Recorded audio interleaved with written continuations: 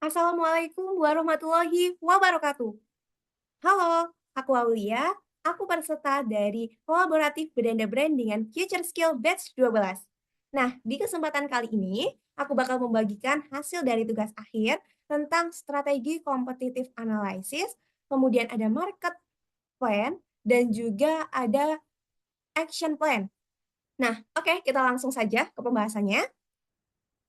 Di sini saya memilih UMKM warung makan. Nah, namanya adalah Warung Butono. Dengan tagline-nya spesial ayam ungkep. Jadi, Warung Butono ini menyediakan olahan utamanya ayam dan yang diutamakan dari Warung Butono ini adalah kesegaran produk, produk minim bahan penyedap dan juga tanpa pengawet. Nah, konsepnya di Warung Butono untuk produknya ini tidak didisplay secara langsung. Jadi, ketika selesai dari proses ungkep, setelah agak dingin, ayam langsung dikemas dan juga masuk ke dalam freezer.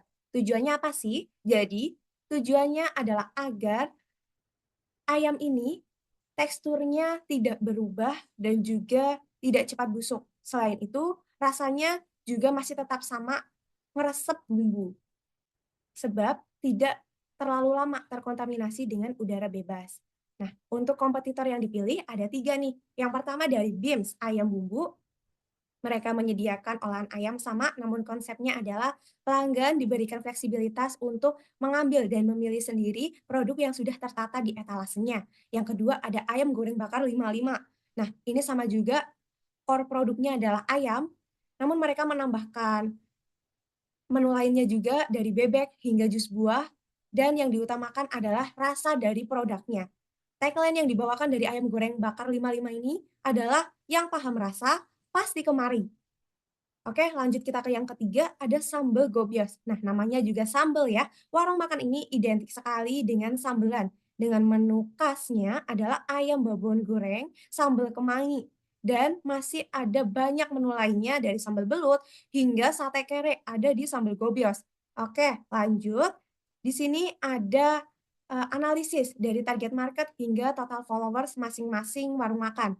Yang pertama, Warung Butono. Targetnya adalah pria dan juga wanita dari usia 25 tahun hingga 38 tahun. Mereka memiliki kebiasaan hidupnya ingin praktis dan juga sibuk karena banyak pekerjaan lainnya.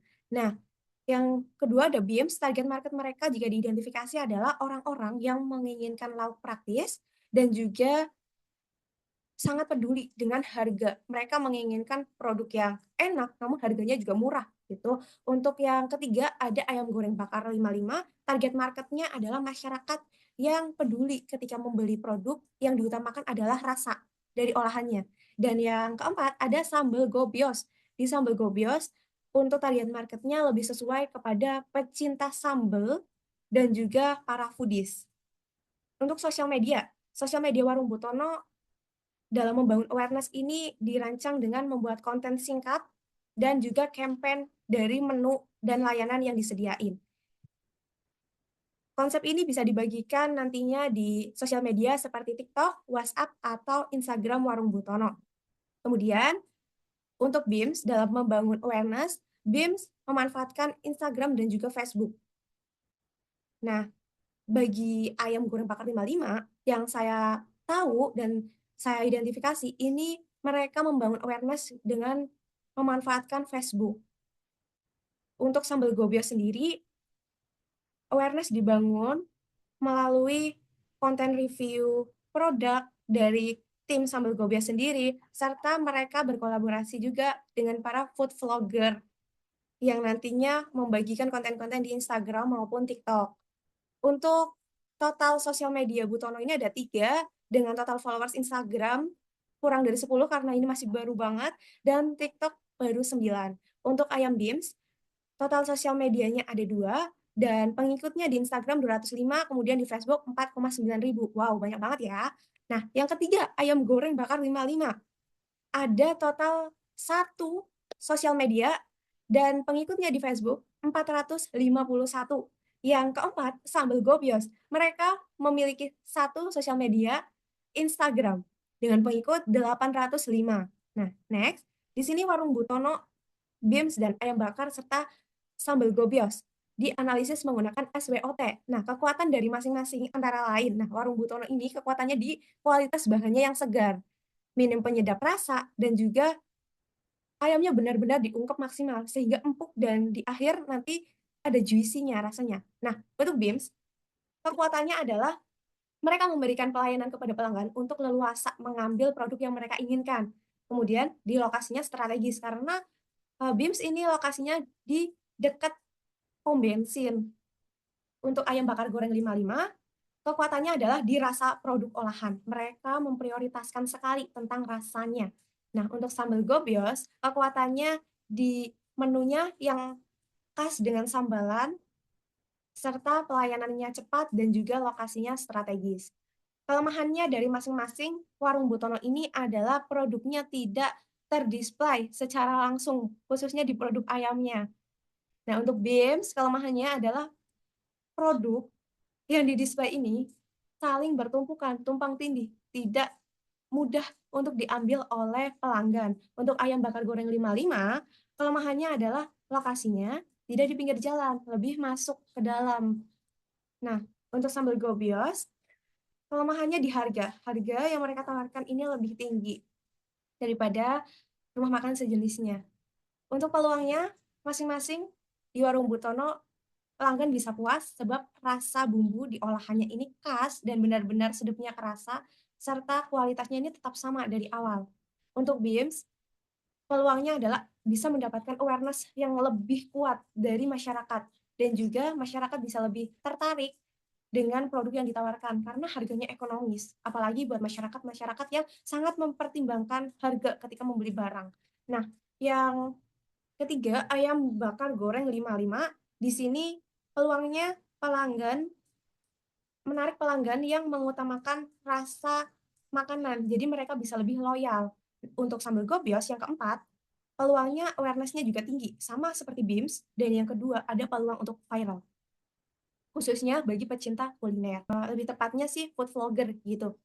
Nah, kemudian ancaman dari masing-masing di warung Butono ini, ancamannya adalah awareness-nya lemah. Pelanggan yang lewat ini, mereka ragu, kurang yakin untuk mampir ke warung tanpa adanya produk yang didisplay secara langsung. Untuk Bims, ancamannya adalah etalasenya tidak tertutup dan bisa serangga hinggap di produknya.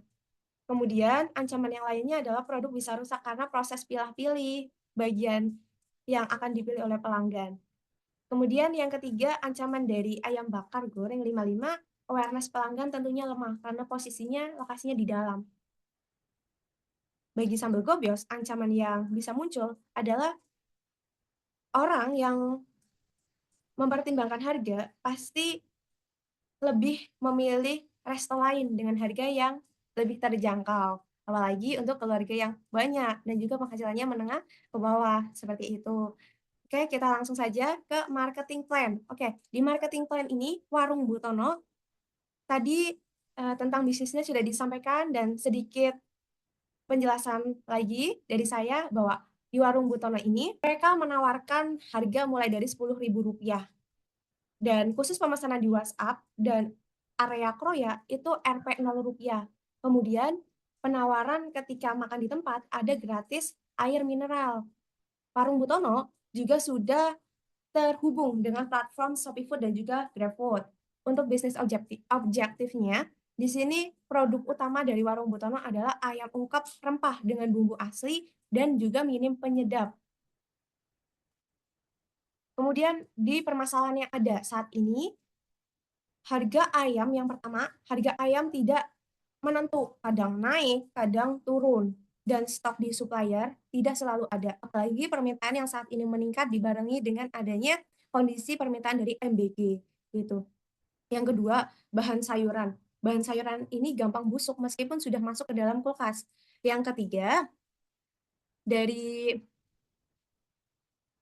prosesnya ini lebih lama sebab di Warung Butono setelah pesanan masuk ini baru diracik dadakan khususnya untuk sayur ya, seperti sop ataupun sayur tumis kangkung gitu. Untuk yang keempat, permasalahannya adalah pesanan belum setiap hari selalu ada. Kadang rame, kadang nggak ada sama sekali, dan modalnya sangat terbatas jika kita menambah karyawan baru ataupun alat-alat yang memiliki jangka waktu lebih lama dan kualitas lebih bagus, itu membutuhkan modal lagi, serta menunggu dari adanya pengumpulan keuntungan yang diperoleh gitu. Solusi yang bisa ditawarkan, yang pertama adalah aktif promosi tentunya di sosial media untuk membangun awareness dengan durasinya singkat aja. Yang kedua, mempertahankan rasa dan kualitas meskipun keuntungan yang diperoleh ini masih menipis. Yang ketiga, mulai dibuat pembukuan warung agar lebih terlihat keuntungan yang diperoleh maupun kerugian yang ada. Untuk yang keempat, mengubah cara menyimpan bahan-bahan seperti khususnya sayuran di kulkas agar masa simpannya lebih tahan lama dan awet. Untuk yang kelima, peralatan-peralatan yang tidak busuk seperti kemasan box, sendok, garpu gitu, tisu bisa dipersiapkan terlebih dahulu dengan stok yang lumayan banyak agar lebih cepat dalam mempersiapkan pesanan. Untuk yang keenam, ini menyisakan sedikit dari keuntungan yang diperoleh dengan tujuan nantinya untuk membelanjakan aset-aset peralatan yang memiliki usia simpan lebih lama dan juga kualitasnya lebih bagus. Dan yang ketujuh, selalu evaluasi dan pahami setiap masukan, saran maupun kritik dari setiap customer yang ada agar kualitas dari layanan Warung Butono ini senantiasa bisa meningkat dan juga lebih baik, serta customer juga merasa dianggap dan juga bisa lebih loyal ke Warung Butono. Oke, kita lanjut. Untuk competitive advantage atau keunggulan kompetitif Warung Butono di sini, mereka mengutamakan dari kualitas bahan, produknya yang tetap sehat, segar, dan juga menggunakan rempah asli dan minim bumbu penyedap. Ini adalah keunggulan dari Warung Butono. Dan targetnya adalah wanita dan pria usia 25 hingga 38 tahun. Bisa mencakup karyawan atau pekerja di sekitar Warung Butono dan juga masyarakat yang ingin catering, nasi box untuk acara seperti tasyakuran maupun Jumat Berkah atau acara ulang tahun itu juga masuk ke target Warung Butono. Oke, kita masuk ke yang ketiga, ada action plan. Nah, di action plan ini, Warung Butono, khususnya di produk, Warung Butono produknya masih tetap ayam ungkep rempah, bisa digoreng, bisa dibakar, dan ada penawaran spesial khusus untuk digeprek dengan sambal bawang ini, tambah 1.000. Untuk produk tambahannya, mulai dari paket nasi box, oseng koyor mercon, sop, sampai dengan minuman dengan gula murni juga disediakan. Harganya berapa? Mulai dari 10.000 sampai dengan 28.000 rupiah aja. Ini masih terjangkau sih untuk olahan ayam. Untuk yang tempatnya, tempat lokasi Warung Butono ini ada di Jalan Bayangkara nomor 813, Karangmangu, Kecamatan Kroya, Kabupaten Cilacap. Ini di Jawa Tengah ya teman-teman. Nah, promosinya. Promosinya yang pertama, membuat konten durasi singkat dan dibagikan di sosial media TikTok, WhatsApp, serta Instagram Warung Butono dengan teknik hard selling maupun soft selling. Yang kedua, menambahkan bio Instagram dan juga bio TikTok sehingga lebih informatif. Informasi-informasi yang dengan link bisa disematkan dan lebih terstruktur gitu, terkelola. Yang ketiga, membuat postingan di feed dan Reels Instagram serta aktif update di story Instagram. Yang keempat, menambahkan kartu ucapan di setiap pesanan, khususnya pesanan dari marketplace Shopee Food dan juga GrabFood. Sehingga ketika Warung Butono menambahkan ucapan ini, tujuannya adalah pelanggan bisa lebih mengerti apabila prosesnya ini terlalu lama. Kami bisa mengucapkan permintaan maaf dan juga sekaligus berterima kasih atas pesanan yang sudah dibuat. Dan terakhir, ini ada marketing channel. Di sini marketing channels-nya melalui WhatsApp, khususnya WhatsApp Story. Terus ada TikTok dan juga Instagram. Kemudian marketplace, memanfaatkan Shopee Food dan juga GrabFood untuk meningkatkan jangkauan dari customer. Oke, itu saja yang bisa saya sampaikan mengenai tugas akhir dari Beranda Brand. Saya berterima kasih banyak atas kesempatan untuk bergabung dalam program kolaboratif antara Beranda Brand dan juga Future Skill. Mudah-mudahan ke depannya Beranda Brand semakin semangat lagi dalam memberikan ilmu-ilmu kepada khususnya adik-adik mahasiswa seperti saya, agar dapat belajar mengenai brand dan juga branding yang tepat dan sesuai. Dan mudah-mudahan ke depannya, ilmu yang sudah diberikan dari Beranda Brand juga dapat saya gunakan dalam membantu improve dari branding Warung Butono sendiri. Cukup sekian dari saya, terima kasih banyak. Wassalamualaikum warahmatullahi wabarakatuh. Bye.